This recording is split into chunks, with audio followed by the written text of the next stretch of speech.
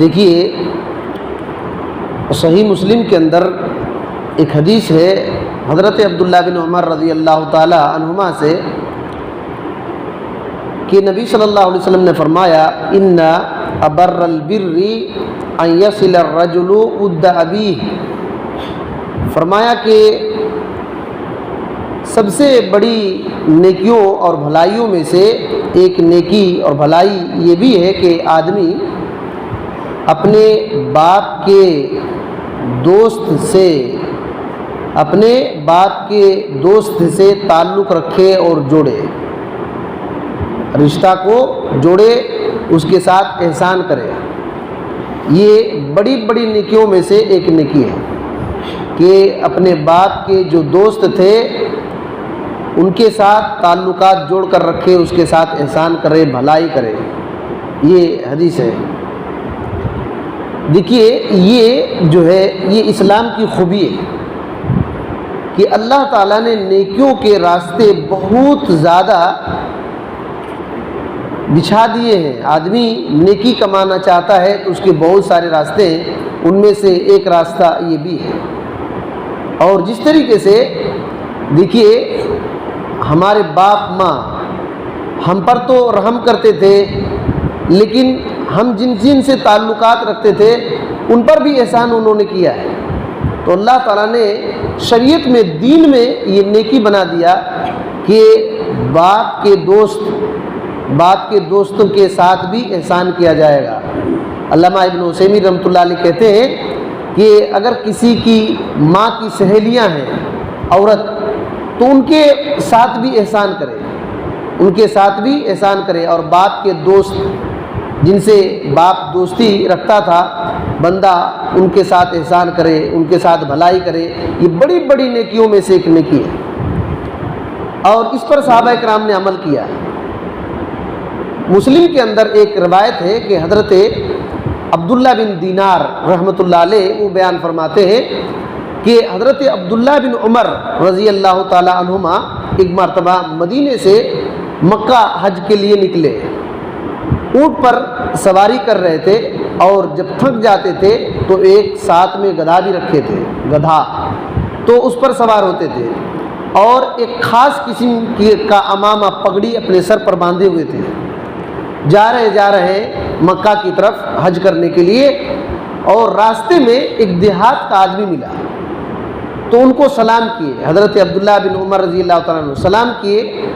اور گدھے سے اتر گئے اور اس آدمی کو گدھے پر بیٹھا دیے اور اپنا سر کا عمامہ کھول کر کے اس آدمی کو دے دیے اور کہے کہ تم اپنے سر پر باندھ لو۔ دوسرے ان کے جو ساتھی تھے ان کو بڑا تعجب ہوا اور ان لوگوں نے پوچھا کہ اے عبداللہ بن عمر رضی اللہ تعالی عنہ، یہ دیہات کا آدمی ہے، معمولی چیز سے دیہات کے لوگ خوش ہو جاتے ہیں اور آپ نے اپنا گدھا دے دیا، اپنا عمامہ دے دیا۔ تو کہا کہ دیکھو ان کے والد، اس آدمی کے والد میرے والد کے دوست تھے، یعنی میرے والد عمر رضی اللہ تعالیٰ عنہ کے دوست کا بیٹا ہے، دوست ڈائریکٹ دوست نہیں، دوست کا بیٹا، ان پر احسان کیے اور کہے کہ سنو میں نے رسول اللہ صلی اللہ علیہ وسلم سے